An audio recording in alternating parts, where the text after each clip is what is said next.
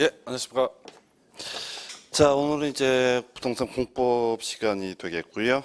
상당히 이제 일반적으로 수험생들이 어렵게 받아들이는 그런 과목이 되겠습니다. 그래서 보통 이제 50점, 60점 목표로 하시게 되는데, 내용들 공부하실 때, 많이 하려고 하니까 이제 점수가 더 안 나오는 그런 특징이 있습니다. 그래서 전체 시험 범주를 보게 되면은 우리가 이제 목차 쪽에서 국토계획법이라는 게 있고요. 도시개발법, 정비법, 그다음에 건축법, 주택법, 농지법 요렇게 6개 법으로 되어 있는데 그중에서 국토계획법이라고 하는 영역 이게 12문제가 출제가 됩니다. 그래서 시험 회차가 좀 달라지긴 하지만은 이 국토계획법의 경우에는 일반적으로 출제됐을 때 한 9문제 정도를 보통 맞출 만한 문제가 구성이 됩니다.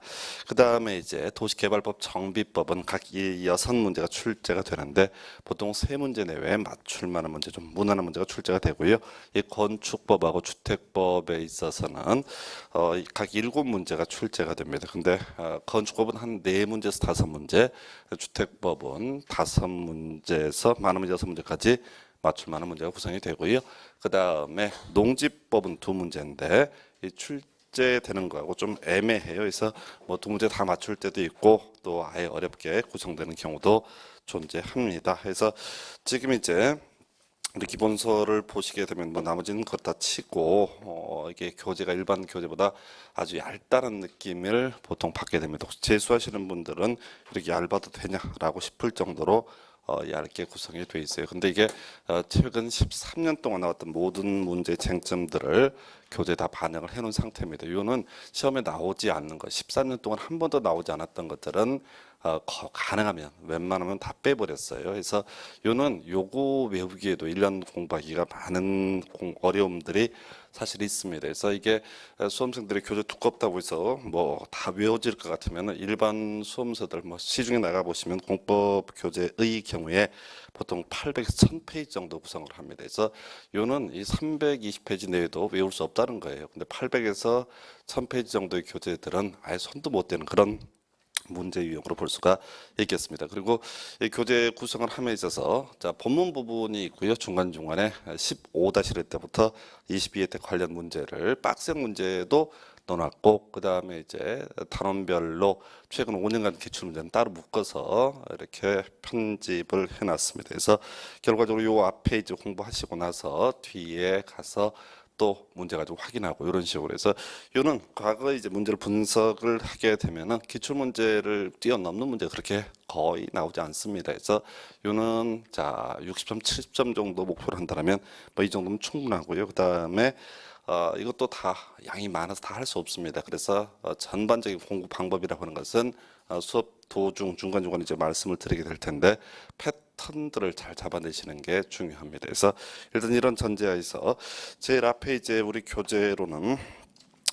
자 3페이지부터인가요? 여기 나와 있는데 요거 안 보고 여러분 교재 자 6페이지부터 먼저 확인을 하도록 하겠습니다. 6페이지를 보시게 되면은 소위 국토계획법 중에서 도시군 관리계획 얘기가 나와 있어서 6페이지 먼저 보시고 나서 앞쪽 나중에 이걸 확인을 할 거예요. 그래서 자 우리 6페이지 또는 이제 7페이지 그림 보셔도 무방하고요.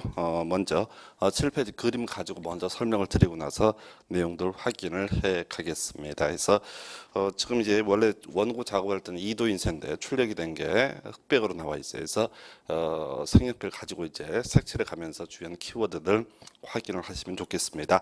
자, 7페이지 보시게 되면은 도시군 관리 계획이라고 하는 건 나와 있고요. 자, 그림 이렇게 나와 있습니다. 그래서 자, 지금 공법이 좀 어려운 이유 중에 하나가 생전 듣도 보도 못한 내용들 이런 용어들이 나오기 때문에 힘들어요. 그래서 계속 제가 수업 과정에 뭐 누차 반복을 해 드릴 것이고 그러다 보면은 뭐 저절로 외워질 거예요. 그래서 소위 이제 도시군 관리 계획이라고 하는 개념 나와 있고요. 그래서 도시군 관리 계획이라고 하는 거. 자, 결과물을 보셔야 돼.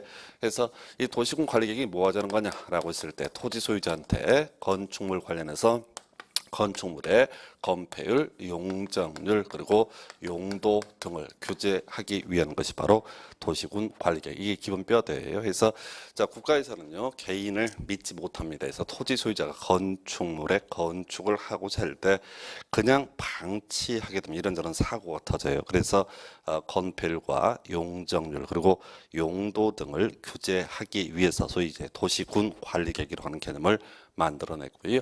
그래서 자 건폐율이라고 하는 거 이런 얘기죠.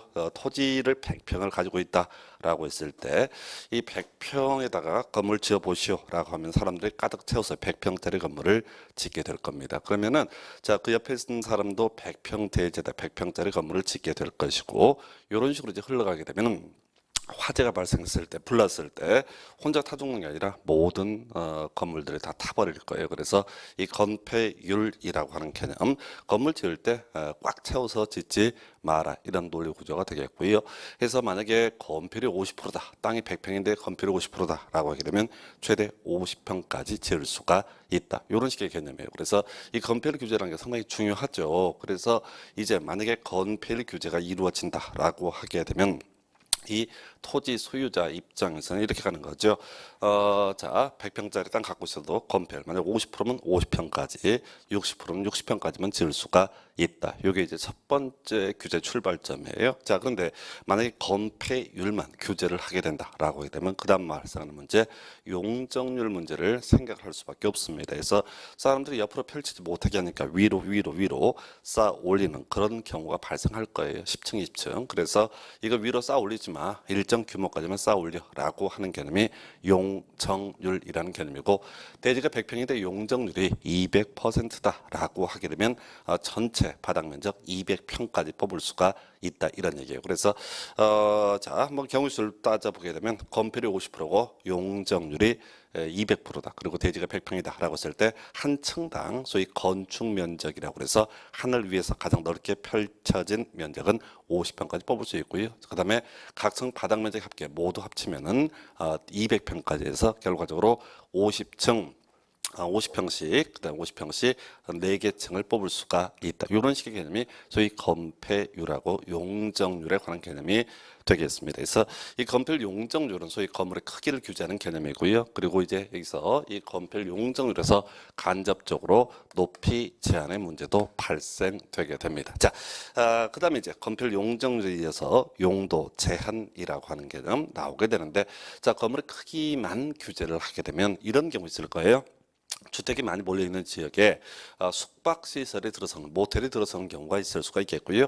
또 모텔 밀집한 지역에 주택이 들어서는 경우가 있을 겁니다. 공장 밀집한 지역에 주택이 들어서는 경우도 있을 거예요. 그래서 그 토지 소유자가 그러고 싶을 뿐인데 문제는 국가적으로 봤을 때 이렇게 건물의 종류를 규제하지 않게 된다라고 하게 되면 동네가 또 개판이 돼버려요. 그래서 토지 소유자한테 거의 건폐율 용적률이라고 해서 건물의 크기 규제 외에도 용도라고 하는 것도 규제를 할 필요가 있습니다. 그래서 자 국가에서는 토지 소유자가 건축물의 건축을 함에 있어서 믿지 못하는 거죠. 그래서 건폐율, 용적률 그리고 용도라고 하는 이 세 가지 규제 그리고 간접적으로 높이 제한의 규제까지 이런 것을 하기 위해서 소위 계획을 하나 만드는데 그 계획을 이름하여 도시군 관리 계획이라고 부르게 됩니다. 그래서 이제 관리계획이라 보통 줄여서 얘기하는데, 자 서울시 같은 경우, 안양시 같은 경우는 자 안양시 도시관리계획, 서울시 도시관리계획 이런 표현을 쓰고요. 그다음에 양평군 뭐 이런 데 가게 되면 양평군 관리계획 이런 표현을 쓰는 거예요. 그래서 이게 이제 도시관리계획이라는 표현하고 군관리계획을 묶어서 법에서는 총칭하여 도시군 관리계획이라는 표현을 쓰게 됩니다. 해서 자 결론 말씀드렸어요. 이 도시군 관리계획 상당히 방대하고요.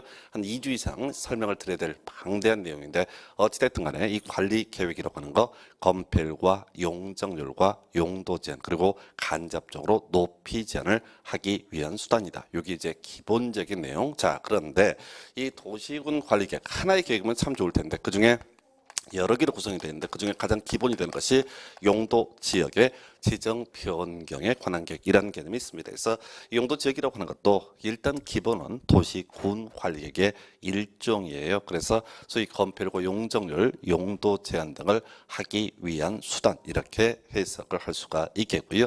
용도 지역의 지정 변경에 관한 계획을 달리 표현하게 되면 이걸 뭐라 부른다? 도시 군 관리계획이라는 표현을 쓰게 됩니다.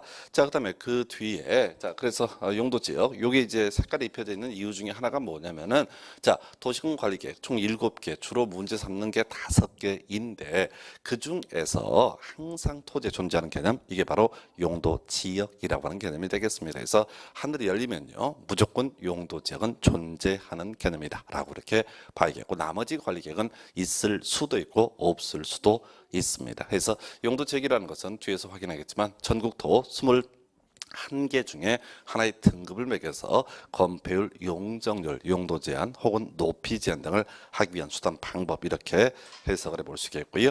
그 다음에 이제 이 용도 지역이라고 하는 거 그래서 21개 중에 하나를 갖게 된다라고 했는데 국가나 지자체에서 이 건폐율, 용적률, 용도 제한을 바꿀 필요가 있다라고 판단하면 용도 지역을요 21개 중에 다른 하나로 바꾸는 것이 가장 일반적인 방법인데요. 시간 겁나 많이 걸립니다. 그래서 용도 지역은 그대로 두고 그 위에다가 추가적으로 용도 지구라고 하는 것을 지정을 할 수도 있습니다. 그래서 일단 이 용도 지구 라고 하는 건요 도시군 관리계획 일종이야. 그래서 전국적으로 용도 지구라고 하는 것도 뭘 하자는 거다? 건폐율, 용적률, 용도 제한, 높이 제한 등을 하기 위한 것이 바로 용도 지구다. 이게 기본 뼈대가 되셔야 돼. 그래서 이게 하나하나 가지고 1시간, 2시간씩 설명을 드려야 되는데 일단 기본 틀을 항상 잡고 있어야 돼요. 그래서 이런 논리 구조죠. 용도 지역을 바꾸게 되면 엄청 시간이 많이 걸립니다. 그래서 그 토지에 관련된 규제 중에서 건폐율, 용적률, 용도 제한을 좀 빨리 바꿀 필요 있다라고 했을 때 그 위에 경우에 따라서 용도 지역을 변경하는 것이 아니라 용도 지구라고 하는 것을 추가적으로 지정을 할 수가 있다. 해석 들어가면요. 용도 지역이라는 개념에서도 건폐율, 용적률, 용도 제한의 규제가 나왔었고 그다음에 용도 지구 라고 하는 것도 건폐율, 용적률, 용도 제한의 문제가 발생됩니다. 그래서 혹시 어떤 토지의 용도 지구가 있다면 용도 지역에 관한 규제와 용도 지구에 관한 규제 충돌하게 될 테고요. 용도 지구를 우선하여 적용합니다. 그래서 이런 게 있겠고 그다음에 이제 용도 구역이라고 하는 것도 관리계획의 일종. 이것도 이제 주로 땅에다 금 긋는 그런 개념인데 용도 구역은 도시 외곽 지역에 주로 개발을 억제하기 위해서 지정을 하는 것이고요. 이것도 전체 그림으로 보게 되면 용도구역도 관리계획의 일종이기 때문에 건폐율, 용적률, 용도 제한, 높이 제한을 하기 위한 수단이다. 해서 주의하실 게 용도 지역은 무조건 존재한다고 그랬었고 용도 지구는 있을 수도 있고 없을 수도 있고 그리고 용도 구역도 있을 수도 있고 없을 수도 있는데 만약에 어떤 토지 위에 용도 구역이 지정이 돼 있다라고 한다면 그 밑에는 뭐는 이미 존재하고 있다? 용도 지역은 존재하고 있습니다. 그래서 이 용도 지역에 관한 규제하고요. 용도 구역에 관한 규제가 충돌되게 되면 이때는 뭐를 우선 적용한다? 용도 구역을 우선하여 적용을 하게 된다. 이렇게 해석을 하셔야겠고요. 그 다음에 이제 기반 시설의 설치, 정비, 개량에 관한 게 이 도로, 학교, 공원 등을 가리켜서 우리가 기반 시설이라고 부르게 되는데 이런 기반 시설의 설치, 정비, 개량에 관한 계획도 소위 관리 계획의 일종입니다. 똑같은 논리 구조예요. 어떤 토지 위에 기반 시설의 설치, 정비, 개량을 하자고 이런 계획을 확정을 지었다라고 했을 때 그 토지는 이미 용도 지역이라고 하는 것은 존재하고 있습니다. 그래서 용도 지역하고요 이런 기반 시설에 관한 규제가 충돌되게 되면 이때는 당연히 기반 시설에 관한 사항을 우선 적용하고요. 이 관리계획 5개 주로 5개가 문제가 되는데 이 중에서 가장 강력한 규제를 받는 것이 기반 시설의 설치, 정비, 개량에 관한 계획이 되겠습니다. 그래서 어떤 토지 위에 도로와 학교와 공원을 만들기로 결정을 해놨어요. 그러면 건폐율은요 제로, 용적률은 제로, 용도 제로. 뭔 소리야? 아예 건물을 지을 수가 없다라는 의미가 되겠습니다. 가장 강력한 규제를 받는 것이 기반 시설의 설치, 정비, 개량에 관한 계획 이렇게 봐야 되겠고요. 그 다음에 이제 지구 단위 계획이라고 하는 것이 나오게 되는데 이 지구 단위 계획이라는 얘기를 하려면 우리가 도시군 관리계획 앞에 네 가지를 미리 알고 있어야 돼요. 그래서 어떤 토지 위에다가 무조건 들어갔던 개념이 용도 지역이었었고요.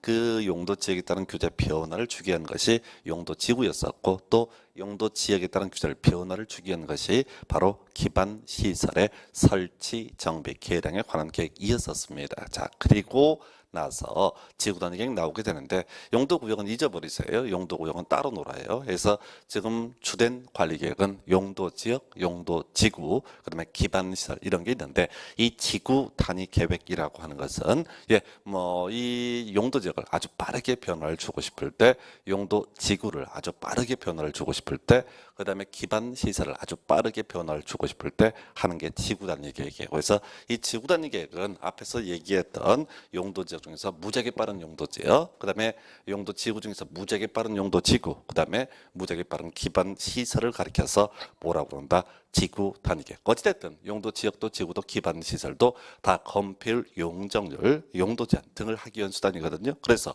지구 단위 계획이라고 하는 것도 건폐율, 용적률, 용도 제한 등을 하기 위한 수단이다. 이렇게 해서 지금 5개 관리 계획 제목들을 설명을 드렸는데, 이 관리 계획이라고 하는 거 5개 외에도 이 도시 개발 사업 그리고 정비 사업이라고 하는 것이 존재해요. 그래서 이 도시 개발 사업은요, 나중에 도시개발법이라는 법에서 따로 공부를 하고요.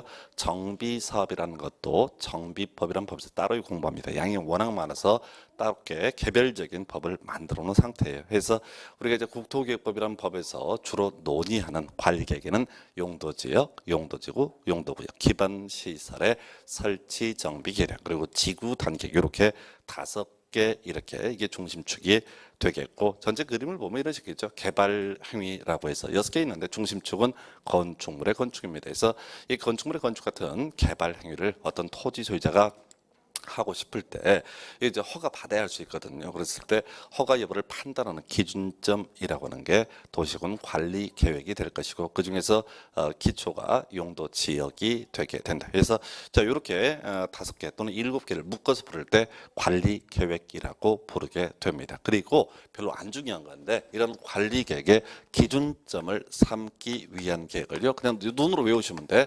도시군 기본 계획이라고 부르게 될 것이고, 이런 도시군 기본계획 기준점을 삼기 위한 계획을 뭐라고 그런다? 광역 도시 계획이라고 부르게 됩니다. 그래서 이런 순서로 되어 있어요. 그래서 이 순서 이제 그냥 외우시면 돼. 그리고 경우에 따라서 자, 우리 국토기획법 나와 있지 않은데 국가계획이라고 하는 것도 있어요. 그래서 중심축은요, 중요한 계획은 관리 계획이 될 것이고, 이 관리 계획의 기준점을 삼기 위한 계획을 도시군 기본계획, 그리고 이 도시군 기본계획의 기준점을 삼기 위한 계획을 광역도시계획 이란 용어를 쓰게 됩니다. 그래서 나중에 이제 개별적으로 공부를 하게 될 텐데 그다지 썩 중요한 건 아니고요. 지금 이 법에서 쟁점을 삼고 있는 것은 토지 소유자한테 어떻게 건폐율과 용적률과 용도 제한을 규제를 할 것인가, 이 내용을 다루고 있는 것이 이 법의 특징이고요. 달리 얘기하면 토지 소유자가 건축물의 건축 같은 개발 행위 하고 싶을 때 어떤 규제를 받는지, 어떻게 해야지 허가를 받는지를 따져보고 그 기준에 맞췄을 때 허가를 얻을 수 있거든요. 그래서 허가 여부를 판단하는 기준점, 소위 도시군 관리계획이다, 이렇게 얘기를 합니다. 그래서 자, 일단은 중심축은 관리계획, 그리고 그것의 기준점을 삼기 위한 게 도시군 기본계획, 그리고 그것의 기준점을 삼기 위한 게 광역도시계획, 그리고 그것의 기준점을 삼기 위한 계획을 국가계획이라는 용어를 씁니다. 그래서 이건 중간중간에 사이드로 나온 지문이고요. 해서 6페이지 이제 의부터 볼 거예요. 자, 6페이지 보게 되면은 도시군 관리계획이라고 하는 거, 자, 특별시, 광역시, 특별자치시, 특별자치도, 시 또는 군의 개발, 정비, 보전 등을 목적으로 수립하는 계획, 이렇게 정의를 하게 됩니다. 그래서 별로 안 중요하고요. 16회 때 한번 출제가 됐어요. 그래서 개발, 정비, 보전, 이게 뭔 소리냐 했을 때, 자, 어떤 토지에 대해서 국가나 지자체에서 건폐율과 용적률과 용도 제한을 정한다라는 의미는 이 규제를 완화하게 되면 개발을 좀 해라, 이런 취지이고, 또 규제를 강화하게 되면 보전하겠다, 이런 취지이기 때문에 이 관리 계획을 이렇게 표현하기도 한다고. 개발, 정비, 보전 등을 목적으로 수립하는 계획 이렇게 정의하는데 16개 때는 벌써 한 10년 전에 나왔던 지문입니다. 그거로 한 번도 안 나왔어요. 그래서 우리 교재 보다 보면 중간중간에 조그만 글씨로 다 회차가 표시가 되어 있고요. 그리고 지금 이제 컬러가 아니기 때문에 이게 우리 시험 문제 오른편 틀린편 이게 답이 됐는지 안 됐는지를 확인할 수 없으니까 수업 시간 중간중간에 설명을 드릴게요. 그래서 일단 관리계획, 개발, 정비, 보전 그리고 그 앞에 이제 특별시나 광역시나 특별자치시, 특별자치도시 또는 군 이런 것을 가리켜서 하나하나의 시 또는 군을 가리켜서 뭐라고 한다? 도시라는 표현을 보통 쓰게 됩니다. 그래서 그 정도로 보겠고 7페이지 가서 보니까 법적 지위에서 아까 우리 얘기했던 순서 얘기하는 거예요. 자, 제일 위에 뭐가 있다? 국가계획, 그 다음에 도시군 기본계획, 그 다음에 국가계획 있고 광역도시계획, 그 다음에 도시군 기본계획, 그리고 도시군 관리계획 이런 순서로 되어 있어요. 그래서 자 지금 이제 이 관리계획이라고 하는 거 밑에 있는 계획이거든요. 그러면 상위계획에 부합되게 수립이 돼야 된다라고 하는 것 나오게 될 테고요. 이 관리계획이라고 하는 거 광역도시계획에 부합하게 수립이 돼야 된다. 또 도시군 관리계획은 도시군 기본계획에 부합되게 수립이 돼야 된다. 그래서 요거는 자 시험 지문엔 자주 나오고 가끔 답이 됐던 지문이기도 한데 앞으로 수업 쭉 진행하다 보면 워낙 기본이게 되는 내용입니다. 그래서 한번 읽어볼까요? 국가계획과의 관계에서 도시군 관리계 국가계획에 부합해야 되고 자 결국은 뭘 우선한다? 충돌하면 국가계획의 내용이 우선한다. 이 정도로 그 다음에 도시군 관리계획은 광역도시계획에 부합해야 된다. 또 도시군 관리계획은 도시군 기본계획에 부합해야 된다. 뭐 이런 것들이 하나의 출제 구조가 되겠습니다. 그래서 하여튼 법적지 뭐 자주 이제 보다 보면 저절로 암기하게 될 내용이고요. 자, 그다음에 이제 내용 회사 아까 한번 설명드렸었는데 이게 이제 하나의 또 출제 포인트가 됩니다. 그래서 자 보면은 이 지금 이제 제가 차트로 가지고 설명을 드렸었는데 용도 지역의 지정 변경에 관한 계획 이게 바로 관리계획의 전형이 되게 된다. 그래서 이 여러 개 총 7개 나와 있는데 그 중에서 가장 토지마다 무조건 깔려 있는 계획이 바로 용도 지역이라고 하는 거. 자, 그다음에 용도 지구의 지정 변경에 관한 계획. 자, 용도 지구의 지정 변경에 관한 계획이라는 개념을 논하기 위해서는 그 토지에는 이미 뭐가 존재하고 용도 지역이라고 하는 것이 존재하고요. 이런 용도 지역에 따른 규제에 변화를 주기 위해서 용도 지구라고 하는 것을 이렇게 설정을 할 수 있습니다. 그래서 그다음에 세 번째가요. 용도 구역이라고 해서 자, 용도 구역 거기 괄호 열고 개발 제한 구역, 시가화 조정 구역, 도시 자연 공원 구역, 수산자원 보호 구역, 입지 규제 최소 구역 이렇게 총 5개가 있는데 이게 이제 출제 포인트예요. 뭔 소린가 하니 앞으로 구역이란 말을 겁나 많이 공부하십니다. 근데 그 중에서 소위 용도구역, 소위 건폐율과 용적률과 용도 등을 규제하기 위한 개념 총 5개밖에 없습니다. 그래서 자 나중에 이제 공부하겠지만 입지 규제 최소 구역이라고 하는 것은 보통 이제 규제 완화의 의미를 가지고 있고요. 나머지 개발 제한 구역, 시가화 조정 구역, 도시자연 공원 구역, 수산자원 보호 구역 이렇게 4가지는 엄청 규제가 강한 것을 얘기하게 됩니다. 그래서 자 나중에 이거랑 비슷한 용어를 공부를 해요. 어디 가서 뒤에 가서 개발 밀도 관리고요, 기반 시설 부담 구역 이런 걸 공부하게 되는데 문제는 구역이란 용어를 가지고 있다라고 해서 다 용도 구역이 아니다라고 하는 게 논의 포인트에서 23회 때 25회 때 이걸 갖고 아예 도배를 해버립니다. 다음 중 관리계획 안 걸 고르시오. 그럼 이제 문제를 해석을 하게 되면 용도 지역, 지구, 용도구역, 기반시설, 지구단 계획 등이 또 도시개발사업, 정비사업이 아닌 걸 고르시오라는 그런 식의 문제가 될 것이고 23회 때 25회 때 지금 한 5년 전, 3년 전에 공통적으로 출제된 것이 바로 개발 밀도 관리구역 이런 걸 가지고 구성을 해요. 뒤에서 이제 우리 문제가 분석을 하게 될 텐데 일단은 용도 구역의 종류 개수가 많습니다. 개발 제한 구역, 시가화 조정 구역, 도시자연 공원 구역, 수산자원 보호구역 그리고 입지 규제 최소 구역까지 무려 5개나 되는데요. 문제는 나머지는 더 많아요. 그래서 우리 법조문 구조에서 용도지역 21개인데 그냥 표현 안 해요. 뒤에서 따로 공부를 하고 용도지역 기본이 12개인데 따로 표현 안 하고 그 다음에 용도구역만 개수가 작기 때문에 상대적으로 작아서 개발 제한구역, 시가화 조정구역, 그 다음에 도시 자연공원구역, 수산자원 보호구역, 입지 입지, 규제, 최소 구역까지 5개를 예시를 하게 됩니다. 그래서 하여튼 이런 게 있겠고, 그 다음에 이제 네 번째 관리계 기반 시설의 설치, 정비, 개량에 관한 게 이것도 소위 관리계획 일종에서 기반시설 종류 뒤에서 공부할 텐데 55종을 우리 법에서 예시를 하게 됩니다. 도로, 학교, 공원 이런 것들을 총칭하여 기반시설이라고 부르고요. 자, 해서 자 도로, 학교, 공원 등을 만들기 위해서는 소위 도시군 관리계획으로 결정을 해야 된다. 이런 내용들 공부할 거예요. 그 다음에 다섯 번째 지구단위 계획 그리고 지구단위 계획이고요.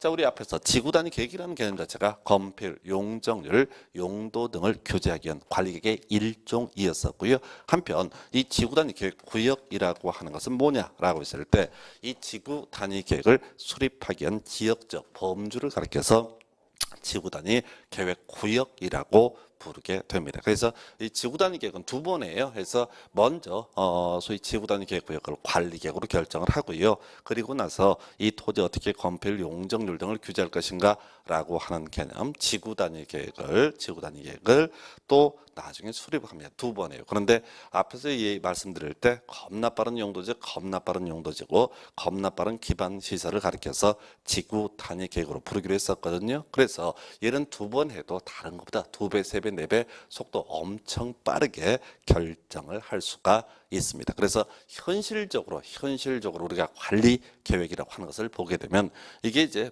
무조건 다 거의 99.9%가 시군구 홈페이지 가게 되면 지구 단위 계획 이런 표현을 보시게 됩니다. 그래서 이렇게 있고요. 그 외에도 다시 한번 강조드리지만 도시 개발 사업 그리고 정비 사업이라고 하는 것도 관리계획의 일종이다. 근데 이 도시개발사업 정비사업은 나중에 따로의 개별법에서 따로의 설명을 하게 됩니다. 그래서 자 이렇게 관리계획의 내용이라고 하는 거 한번 확인해 봤고요. 좀 이따 이제 이 관리계획 지금 총론 파트는 어려운 이유가 우리가 용도지역, 용도지구, 용도구역 나머지 5개를 다 공부한 다음에 보시게 되면 조금 더 이해가 빠를 거예요. 전 지금은 제목 정도만 체크를 해드린다. 하여튼 그래서 이 챕터에서 출제 포인트는 용도구역의 유형, 소위 건폐율, 용적률, 용도 제한, 높이 제한을 하기 위한 용도구역에는 개발 제한구역, 시가화 조정구역, 소시 자연공원구역, 수산점보구역, 입지 규제 최소구역까지 5개밖에 존재하지 않는다. 이게 출제 포인트. 자, 해서 7페이지 하단부 2반 및 결정 나와 있어요. 자, 이 도시군 관리계획. 자, 이렇게 주로 5개를 우리가 문제를 삼게 되는데 이 도시군 관리계획 어떤 토지에 대해서 건폐율과 용적률, 용도 제한, 높이 제한 등을 다루기 위해서 관리계획이라는 건 만드는 과정 크게 보면 이런 식이에요. 2반에서요. 2반에서 그리고 결정 고시라는 과정을 거치게 된다. 이게 기본 구조예요. 그래서 자 용도 지역을 자 어떤 토지의 21개 중에 하나의 등급을 매기기 위해서는 크게 2반에서 결정 고시하는 과정으로 이루어져 있고요. 어떤 토지 위에 용도 지구라고 하는 것을 지정을 하고 싶을 때 2반에서 결정 고시. 어떤 토지에 대해서 용도 구역을 지정을 하고 싶을 때 2반에서 결정 고시. 자 어떤 토지에 도로, 학교, 공원을 만드는 기반 시설의 설치, 정비, 개량을 하고 싶을 때 2반에서 결정 고시. 그리고 어떤 토지 위에 지구단위 계획 또는 지구단위 계획구역을 지정하고 수립하기 위해서 바로 2반에서 결정 고시 등의 과정을 거치게 된다. 미리 절차부터 간단하게 볼게요. 이 절차가 2반이라고 하는 것은 뒤에서 나올 텐데 기초조사라고 하는 거 주민의 의견을 듣는 절차 소위 공고열람이라고 부르고요. 그 다음에 지방의회 등의 의견 청취를 거친다. 시험에는 뭐 이 정도까지밖에 구성이 되지 않습니다. 그 다음에 이제 결정 고시에서 협의심이 있는데 자 이 협의심의는 지금 단군이 나라 개국한 이후로 한 번도 출제가 안 돼요. 지금 이 도시군 관리 다 묶어서 한 문제를 구성하기 때문에 지금 5개밖에 구성을 안 하기 때문에 이런 것들 뽑고 있을 시간들이 없어요. 그래서 일단은 지금 용도 지역, 지구구역, 기반시설, 지구단계 모두 기본적으로 다 관리계획이니까 소위 2반에서 결정 고시하는 과정을 거친다라고 하는 게 논의의 전제. 이제 2반부터 가볼까요? 자, 우리가 이제 공부해 가실 때 2반이 원칙이 있고 예외가 있을 겁니다. 그러면 시험에는 100% 예외만 출제가 됩니다. 그래서 원칙은 예외를 이해하기 위한 수단에 불과한 것이지 그 자체가 절대로 중요치 않습니다. 시험에 나오지 않기 때문에. 그래서 자 원칙부터 가볼까요? 자 특별시장, 광역시장 뭐 등등등 시장 군수라고 제가 색깔 입혀놨어요.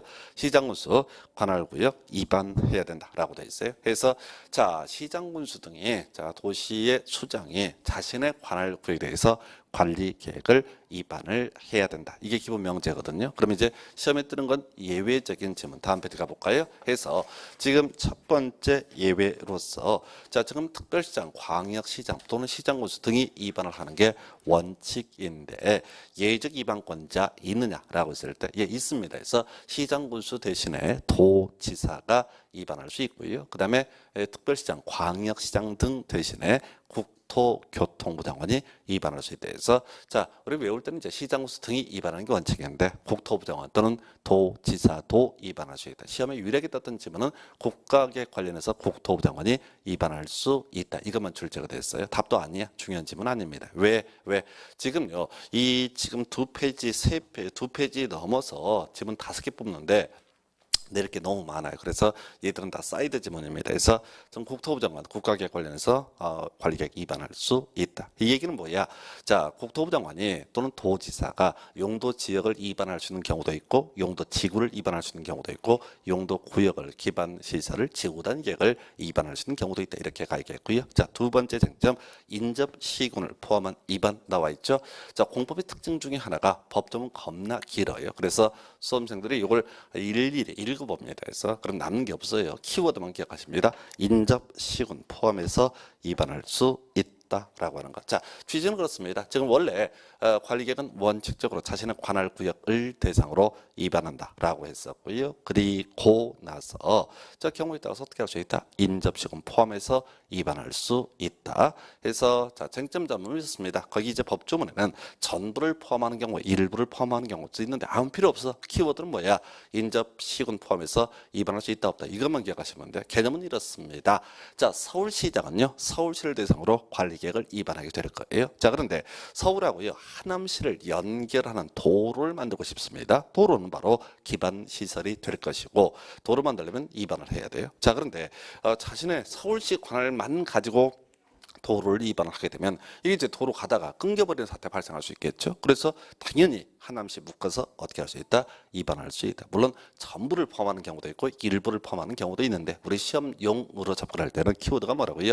인접시군 포함해서 위반할 수 있다. 물론 법조문에서는 뭐 의견을 들어야 된다 말아야 된다 필요 없어요. 자 키워드는 인접시군 포함해서 위반할 수 있다. 요거 하나 출제 포인트. 자 그다음에 세 번째 자 함께 위반할 수 있다. 엄청나게 법조문 긴데 함께 위반이 색깔이 입혀져 있고 보통 줄여서 동시 위반이라고 부릅니다. 자, 요건 앞에서 공부했던 개념과 연계가 되는 거예요. 자, 관리 계획이라고 하는 건요. 기본 계획에 적합하게 수립해야 되고요. 기본 계획이라고 하는 것은 광역 도시 계획에 적합하게 수립해라. 그 외에 이 관리 계획은 국가 계획에 적합하게 수립을 해라. 이런 내용들을 앞에서 말씀을 드렸습니다. 그러면 이제 이런 순서가 되는 거죠. 먼저 국가 계획 만들고 그다음 광역 도시계획 만들고 그다음에 도시군 기본계획 만들고 그다음에 거기에 맞춰서 도시군 관리계획을 만드는 게 일반적인 구조가 될 겁니다. 근데 앞에서 설명드릴 때 쓸데없는 거라고 그랬어. 광역 도시계획 있을 수도 있고 없을 수도 있고 도시군 기본계획 있으면 좋고 없으면 말고라고요. 없는 경우도 존재한다고요. 지금 토지 소유자한테 필요한 국가지자체에서 토지 소유자한테 얘기를 하고 싶은 것은 뭐야? 건폐율, 용적률, 용도 제한 등을 다루는 관리계획이 중심이란 말이야. 그런데 법에서는 관리계획은 기본계획이나 광역도시계획에 적합하게 수립해라라고 돼 있다고요. 그럼 지금 중요한 거 이 뭐를 관리계획을 만들기 위해서 쓸데없이 광역도시계획 그리고 도시군 기본계획 만들 필요가 있느냐라고 했을 때 그거 아니란 얘기죠. 그래서 만들 필요 없다까지는 아니고 도시군 관리계획을 조속히 위반할 필요가 있을 때 광역도시계획, 도시군 기본계획과 함께 위반할 수 있다. 키워드 뭐라고요? 함께 위반. 해서 19회 때 문제에서 답을 구성했었죠. 함께 위반할 수 없다라고 해서 틀리게 구성했던 바가 있습니다. 그래서 함께 위반이라고 하는 거 정리를 해봤고요. 그 다음에 이제 나와 있는 거 맞아 수립 기준까지 가볼까요?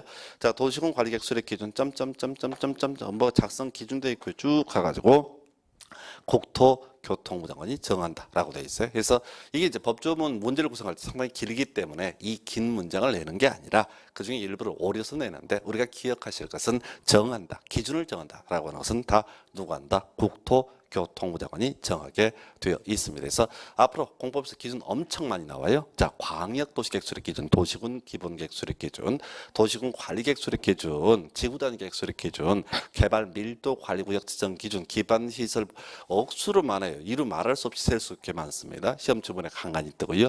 기준 하게 되면 무조건 단독으로 정한다. 국토교통부 장관이 정한다. 그래서 요즘에 장난치는 방법 중에 하나가 도시군 관리계획의 도서의 작성 방법 등은 국토부 장관 정한다 이렇게 흔들어줄 수 있다고. 그래서 요는 뭐라고요? 정한다라는 표현 앞에는 무조건 누가 정한다? 국토교통부 장관이 정한다 이렇게 끊어가시려. 그래서 의미상으로 볼 때는 기준은 다 국토부 장관이 정한다 이렇게 가야 될 것이고, 실질적으로 거꾸로 치고 가셔야 돼. 정한다라는 표현 앞에는 무조건 뭐가 있어야 한다? 국토교통부 장관. 공법이 워낙 양이 많아서 이렇게 묶어서 퉁쳐서 가지 않으면 전혀 해결을 하실 수가 없습니다. 그래서 지금요 원칙부터 가볼까요? 시장구조 관할구역 위반해야 된다. 이 명제에서 시장구수 등 대신에 도지사, 국토부 장관 위반할 수 있다.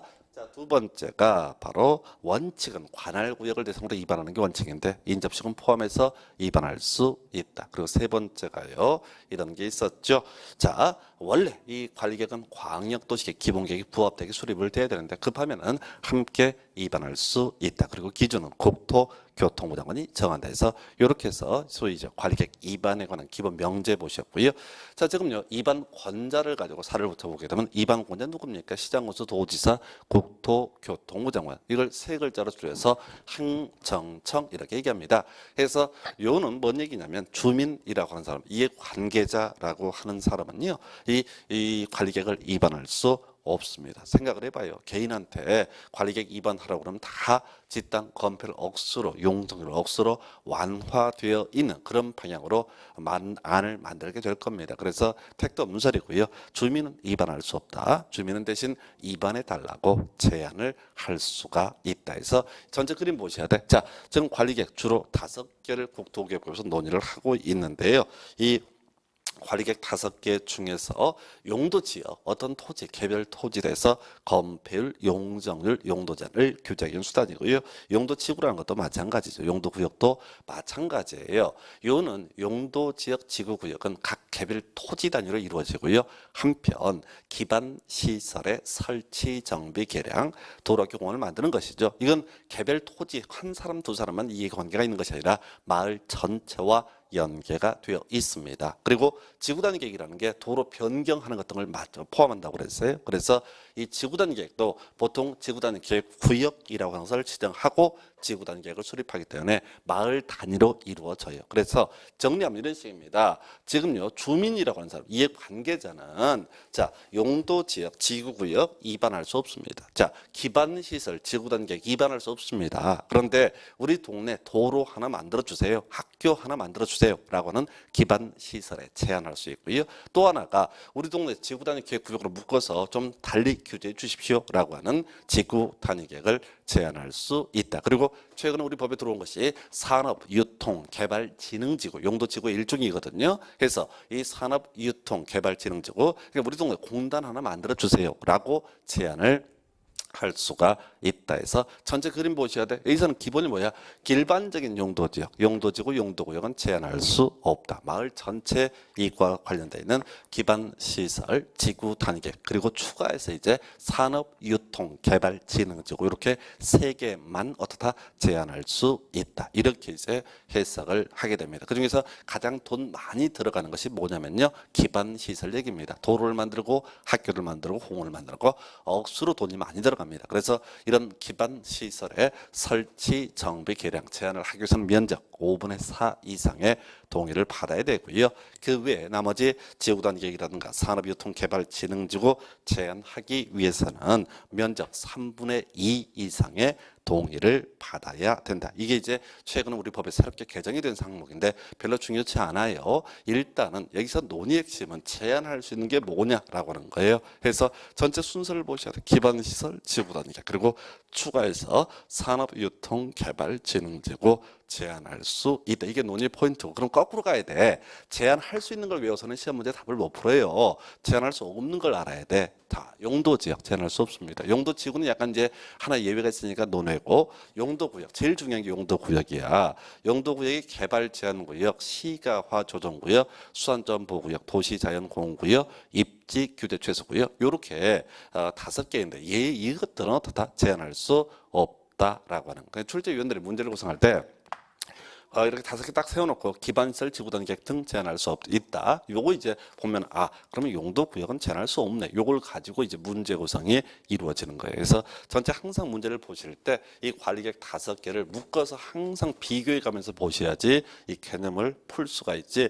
그냥 기반시설 지구단 계획 제한할 수 있다. 이것만 주구장창 외워갖고는 실제 답을 고를 때는 손을 대지 못하게 됩니다. 그리고 그 반영 여부의 통보 45일 내 반영 여부 30일 연장할 수 있다라고 하는 거 별로 중요치 않아요. 이런 숫자들은 틀리게 나오든 맞게 나오든 답이 아니야. 옳은 것을 고르시면 틀리게 뽑고요. 틀린 것을 고르시면 옳게 되는 거야. 그래서 나중에 숫자 중에서 답이 되는 중요한 숫자가 건필, 용정률 등 몇 개 숫자가 따로 있거든요. 그거 제외하고 숫자는 다 무시해 버리셔야 돼. 숫자는 별로 중요치 않아. 공법에 억수로 숫자가 많이 나오는데 답이 아니라니까. 틀리고 맞고를 떠나서 답이 아니야. 답 외우기에도 시간들이 무지하게 부족합니다. 그래서 자 여기서 자 또 하나 쟁점을 삼을게. 비용 부담 억수로 기네요. 자 색깔 미리 펴놨어요. 자 제한자에게 부담시킬 수 있다. 요게 이제 논의 포인트죠. 그래서 제한자에게 부담시킬 수 있다.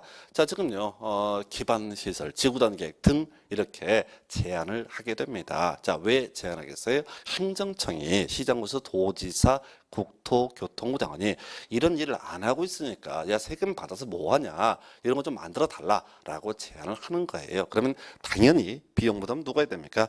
행정청이 해야 되는 겁니다. 우리가 세금을 내는 이유가 우리가 굳이 얘기하기 전에 알아서 도로 만들고 학교 만들어 달라고 세금 내는 이야. 그러면 얘들이 안 한다. 그러면 제안했을 때 그 비용도 당연히 누가 부담을 해야 된다. 행정청이 부담을 해야 된다. 이게 원칙이고요. 다만 이런 경우 있는 경우죠. 자 노량진에 사시는 분이 동작구청장한테 또는 서울시장한테 제안합니다. 자 노량진역 앞에다가 공항을 하나 만들어 달라. 미친놈이죠. 새벽부터.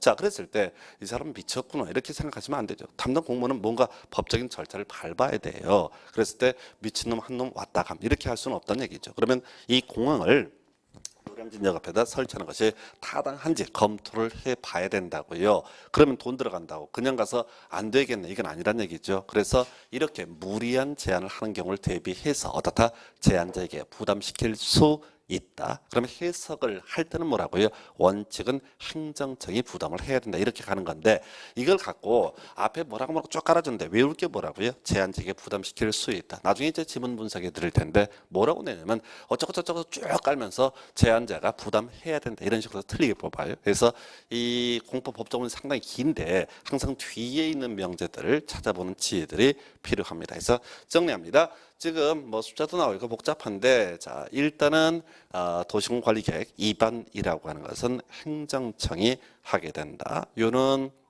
행정청이 입안을 하게 될 것이고 주민은 입안할 수 없습니다. 대신 주민은 마을 전체 이익과 관련되어 있는 기반시설, 지구 단계 그리고 산업, 유통, 개발, 진흥지구 제한을 할 수 있다. 그중에서 기반시설은 돈 많이 들어가니까 5분의 4, 면적 5분의 4 이상의 동의를 받아야 되고 그 다음에 나머지는 3분의 2 이상의 동의를 받아서 제한할 수 있다. 그리고 이 제한이 있게 되면 그 비용 부담 제한자에게 부담시킬 수 있다. 요 정도까지 살펴봤고요. 그 다음에 이제 아까 우리 미리 뼈대대 봤던 거 2번을 위한 절차에서 자 볼까요? 자 우리가 이제 용도 지역을 지구를 구역을 기반 시설을 지구 단계를 입안하기 위해서는요.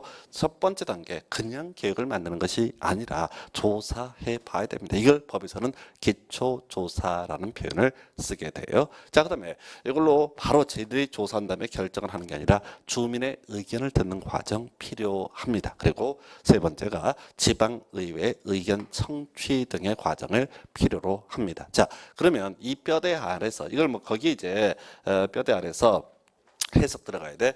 용도 지역을 입안하려면 기초조사 주민의 의견 청취, 지방의회 의견 청취 필요하다. 용도 지구를 입안하기 위해서 기초조사, 그다음에 자 주민의 의견 청취, 지방의회 의견 청취 필요하다. 자 용도 구역을 입안하기 위해서는 그냥 지멋대로 할 수 있는 것이 아니라 먼저 조사해야 되고요. 주민의 의견 듣는 절차, 지방의 의견 청취 등다 이렇게 이런 과정을 거쳐야 된다. 또 도로, 학교, 공원을 설치하고 싶으면 그냥 설치하는 것이 아니라 기초조사, 주민의 의견 청취, 지방의회 의견 청취 필요하다. 지구 단위 계획을 입안하기 위해서 지구 단위 계획도 관리 계획의 일종이니까 기초조사, 주민의 의견 청취, 지방의회 의견 청취 등이 필요하다. 이게 기본 뼈대가 되는 거예요. 자, 그런데 말이죠. 이 원칙에 관한 부분은 출제 포인트가 될 수 없습니다. 왜? 원칙 있고 예외라고 하는 것이 있다라고 했을 때 원칙을 출제하게 되면요. 복수정답 시비가 걸립니다. 그래서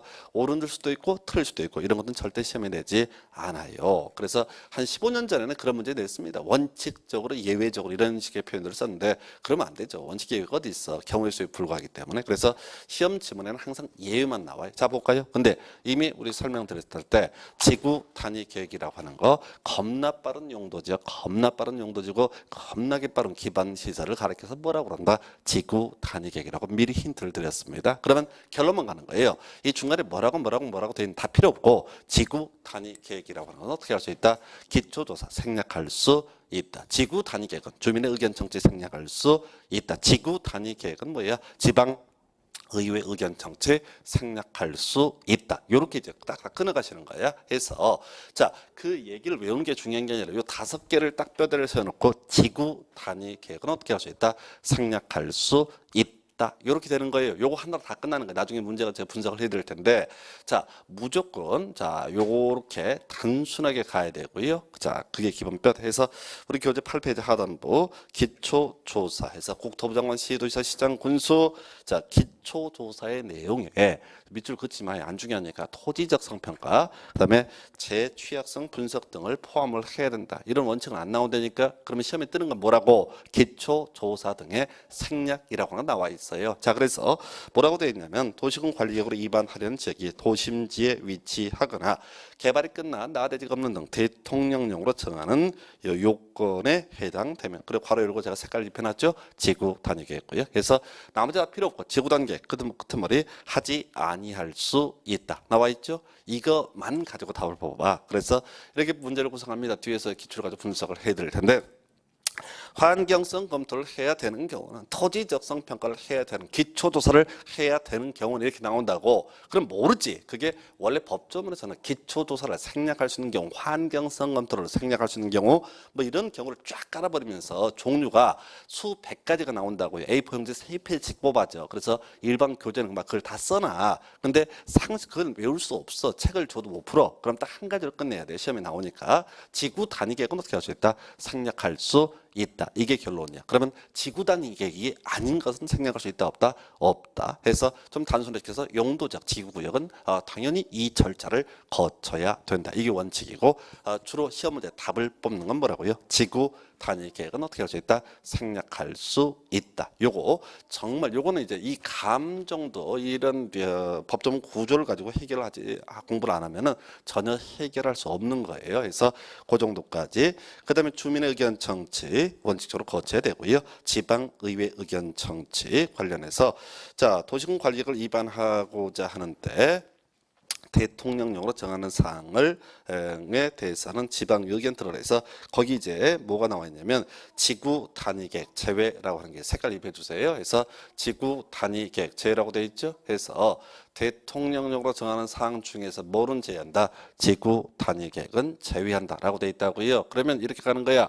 용도, 지역, 지구, 구역 등은 어떻게 해라? 지방 의견 들어라. 근데 지구 단위 계획은 어떻다? 지방 의회 의견 청취하지 않는다라고 하는 것. 그래서 자 전체를 묶어서 가야 돼. 자 기초조사든 주민의 의견 청취든 지방의회 의견 청취든 간에 딱 한 가지 지구 단위 계획은 어떻게 할 수 있다? 생략할 수 있다. 이게 논의의 포인트가 되겠습니다. 그래서 이게 이제 소위 절차에 관한 내용으로 상당히 까다로운 문제 형태인데 어찌됐든 지구 단위 계획은 생략할 수 있다. 이 정도로 가겠습니다. 그래서 지금 뭔 얘기하고 있어요? 자, 우리가 관리 계획, 소위 2반 결정 절차에 대해서 말씀을 드렸고요. 그 중에서 2반을 하기 위해서 기초조사, 주민의 의견 청취, 지방의 의견 청취 등 필요한데 지구 단위 계획은 없다. 겁나 빠르다 보시니까 생략할 수 있다. 그래서 시험에는 뭐라고요? 생략할 수 있는 걸 고르시오. 그러면 무조건 지구 단위 계획. 생략할 수 없는 걸 고르시오. 그러면 지구 단위 계획이 아닌 것은 생략을 못한다. 이렇게 단순화 시켜야 돼. 그러니까 이 쟁점을 이해하기 위해서는 이 관리 계획 5개 정도는 최소한 줄줄줄 나와야지 실제 문제를 풀어가실 수가 있습니다. 그다음에 이제 결정 가볼까요? 자, 우리가 이제 관리 계획은요 2반에서 자 종적으로 결정하는 과정을 거쳐야 됩니다. 그래서 자 거기 보면은 이 결정이라는 게 결과적으로 이런 얘기죠. 어떤 토지에 대해서 건폐율과 용적률과 용도 제한 등을 다루는 것을 가리켜서 바로 이렇게 라고 확정 짓는 것을 결정이라고 부르게 됩니다. 그래서 보통 시장 군수가 위반하면 도지사가 결정하고요. 특별시장, 광역시장 스스로 결정을 하는 이런 구조입니다. 그 외 대도시장까지 뭐 대도시장이 뭔지 지금 중요찮아요. 그래서 이 관리계 결정 시도지사, 대도시시장이 바로 결정을 하게 된다. 그래서 이건 시험에 안 나와요. 그래서 그냥 상적으로 가시는 거예요. 어떤 토지에 대해서 건폐율과 용적률, 용도제를 누가 결정한다? 시도지사, 대도시시장이 결정을 하게 된다. 근데 시험에는 예외가 출제가 되죠. 그래서 자 먼저 시장 군수가 직접 결정하는 경우 있습니다. 다시요. 원래 시장 군수가 위반하면 한 단계 위에 있는 도지사가 결정하는 게 원칙. 시도지사의 범죄는 도지사가 포함이 되기 때문에 그래서 이 시장 군수가 위반한 지구 단위 계획은 누가 결정한다? 시장 군수가 직접 결정을 한다. 봐봐요. 아까 우리 지구 단위 계획은 겁나 속도가 빠르다라고 말씀을 드렸었고요. 해서 기초 조사를 주민의 의견 청취를 지방의 의견 청취를 생략할 수 있다. 이런 것도 있었고 결정도 굳이 도지사한테 가는 것이 아니라 누가 직접 시장 군수가 직접 결정을 하게 됩니다. 그래서 이걸 통해서 우리가 기억할 것은 지구 단위 계획은 겁나 빠른 것이다라고 하는 게 논의의 포인트가 돼야 될 것이고 그 다음에 국토부 장관이 결정하는 경우가 있어요. 즉 지자체장이 아니라 중앙정부에서 결정하는 경우가 몇 개가 있습니다. 그중에 첫 번째가 국토부 장관이 위반한 도시군 관리계획 이런 게 나와 있어요. 자 앞에서 시장군수 도지사 시장군수 대신에 도지사 또 누구도 위반할 수 있다. 국토교통부 장관도 위반할 수 있다. 구체적으로 국가계획과 관련되면 국토교통부 장관이 위반한다라고 했었고요. 이렇게 국토부 장관이 위반한 경우 당연히 논리체계상 국토교통부 장관이 결정을 하게 됩니다.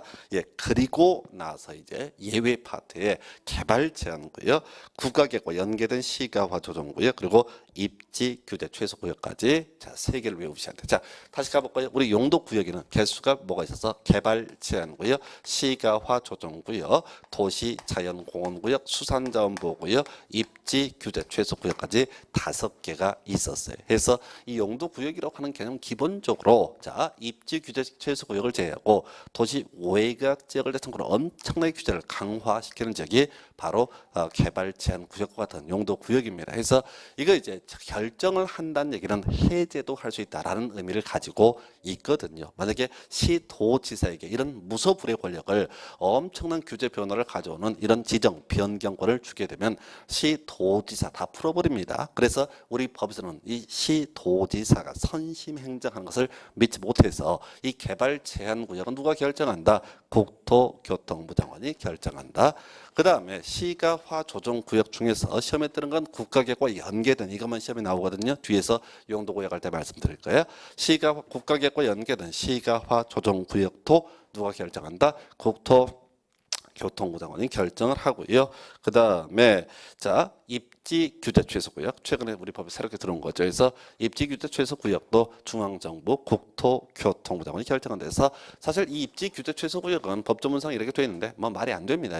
이건 이제 나머지와 다르게 입지 규제 최소 구역은 도심지 내부를 대상으로 자 구도심에 대해서 개발을 하기 위해서 지정하는 것이 입지 규제 최소 구역인데 최근 우리 법이 들어왔고 곧 이거 없어질 거예요. 법 체계상 맞지가 않아요. 그래서 하여튼 입지 규제 최소 구역까지 누가 결정한다? 국토교통부 장관. 그리고 바로 밑에 수산자원보호구역은 해양수산부 장관이 결정한다 해서 이 중앙부처의 권한 배분 문제죠. 그래서 지금 수산자원보호구역은 물이랑 관련돼 있으니까 이게 이제 강가 바닷가 쪽으로 도시가 확장되는 걸 막기 위한 그런 개념인데 해수부 장관이 결정하고요. 그 다음에 지금 나머지 거는 자 중앙정부 중에서 국토교통부 장관이 결정합니다. 그럼 결론부터 보셔야 돼. 자 지금 수산전 보구역 해수부 장관, 개발제한구역, 시가와 전구역, 입지규제 최소구역은 경우에 따라서 국토교통부 장관. 그러면 남아 있는 게 뭐가 있어? 도시 자연공원구역은 예외에 포함되지 않습니다. 그래서 뒤에서 따로 공부할 거예요. 예, 바로 도시 자연공원구역은 그래서 결과적으로 누가 결정한다? 시도지사, 대도시시장이 결정을 하게 된다. 이런 식의 이제 논리 구조로 볼 수가 있습니다. 그래서 저희 이렇게 관리계 결정권자 뭐 지금 뭐 정신 없을 거예요. 조금 이따 용도구역을 또 이 얘기를 다시 하게 될 겁니다. 우리가 총론할 때가 제일 힘들어요.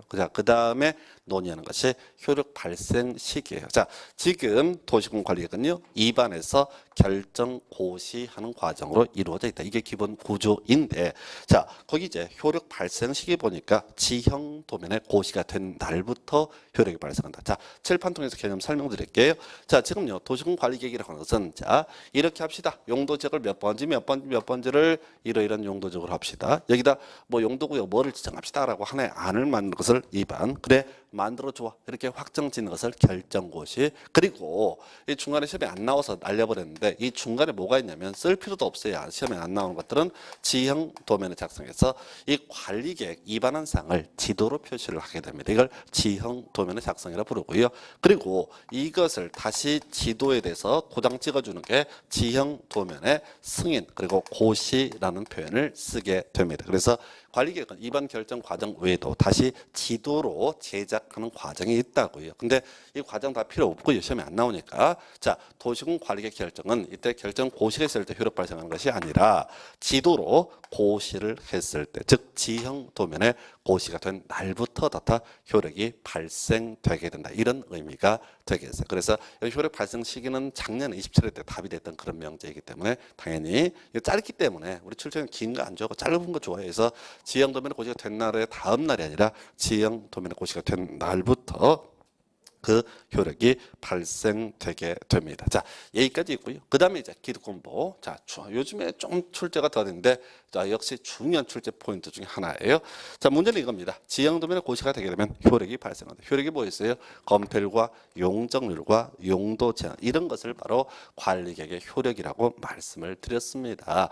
예, 그러면은 뭐야? 자, 여기서 문제가 되는 것이 자, 이런 얘기죠. 지형도면에 자, 고시가 되고 효력이 발생했다. 그러면 기존에 이 관리계획 변화가 되기 전에 기존에 허가 받아서 적법하게 개발 행위를 하던 자가 문제가 됩니다. 그래서 예, 그럼 이 사람 개발 행위 할 수 있느냐 했을 때 예, 할 수 있습니다. 기득권은 당연히 다 보호가 된다. 그 법조문에 현혹될 필요 없어. 기득권은 당연히 다 보호가 된다. 이게 전제가 되셔야 돼. 자, 이런 얘기죠. 어떤 토지에서 검필 50에 용적률 200일 기준을 적용받아서 허가 받아가지고 개발 행위를 하던 사람이야. 근데 아직 건물 다 완성을 안 했는데 이것들이 이 지역의 건폐율을 40에 100으로 다운을 시켰다고 하십시다. 그러면 기존에 건물 짓던 분은 어떻게 되느냐라고 했을 때 당연히 기득권은 보호가 된다. 우리 법에서는 그걸 가지고 뭐라고 표현하면 도시군 관리계획 결정 당시 이미 사업 또는 공사에 착수했던 자, 그 관리계획에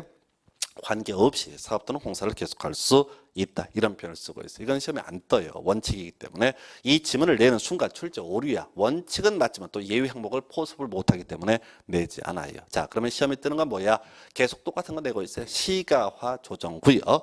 자, 뒤에 신고해야 사업 또는 공사를 계속할 수 있다라고 돼 있어요. 그래서 물론 우리 이제 법조문에는 수산전 보호구역도 있는데 신경 쓰지 마시고요. 지금 15년 동안 딱 한 가지만 내요. 시가화 조정구역 등 뭐라고요? 신고해야 사업 또는 공사를 계속할 수 있다. 그러면 나머지 시가화 조정구역을 제가 나머지는 뭐라고요? 관계없이 이렇게 가야 돼. 근데 이게 이제 현실하고 좀 맞지 않아요. 그래서 우리가 수험생 입장에서는 뭐만 기억하면 돼? 시가화 조정구역에 있어서는 뭘 해야지?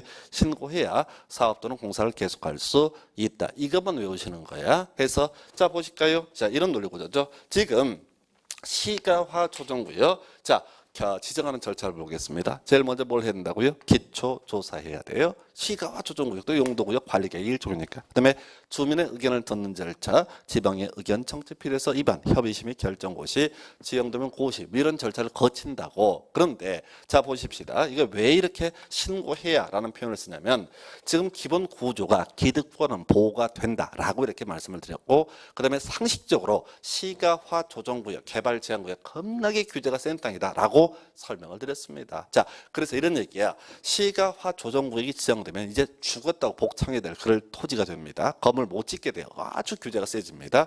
자, 그랬을 때 지금 우리 동네 시가화 조정구역을 지정을 하자고 해서 지금 주민의 의견을 듣는 과정이라고요. 그럼 대부분 사람들이 데모로 갑니다. 반대한다고. 우리 동네 시가화 조정구역 지정하는 거 나는 반대일세. 근데 법을 좀 아는 분은 어떻게 잔머리를 굴려요? 어떻게? 주민의 의견 청취하는 과정에 뭘 해버려요?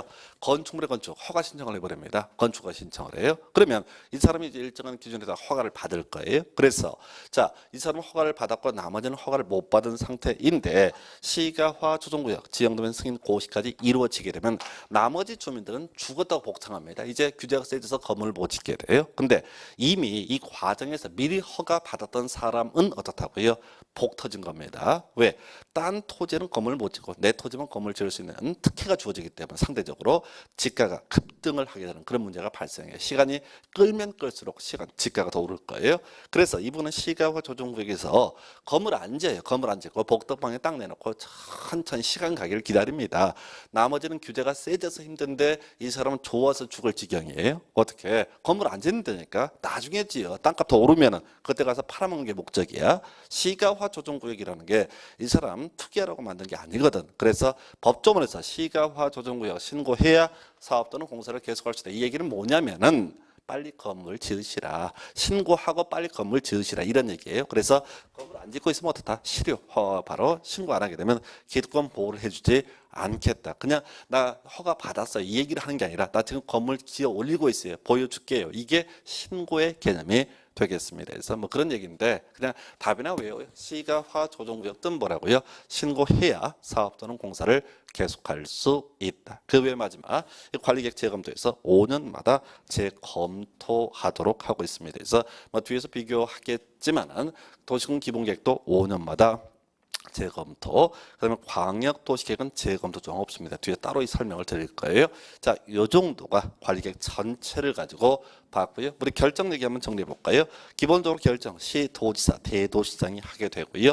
예외적으로 이게 이제 시험에 뜨는데 시장구수가 위반한 지구단위계획은 시장구수가 결정한다. 그다음에 개발제한구역, 그다음에 국가계획과 연계된 시가화 조정구역, 입지 규제 최소고요. 국토부 장관이 위반한 관리계획은 국토부 장관이 결정한다. 그리고 해수부 장관이 결정하는 게 수산점 보호구역. 그래서 도시자연공원구역은 원칙으로 들어가서 시도지사, 대도시시장이 결정을 하게 됩니다. 그래서 이런 관리계획은요, 지정되는 고시가 된 날부터 효력이 발생되고요. 이런 도시군 관리계획 변화에도 불구하고 기득권은 보호가 되는데 시험에 뜨는 거 시가화 조정구역은 신고해야 사업 또는 공사를 계속할 수 있다. 이 정도까지 해서 관리계획 정리받고요. 잠시 쉬었다가 나머지 내용들 이어서 가도록 하겠습니다.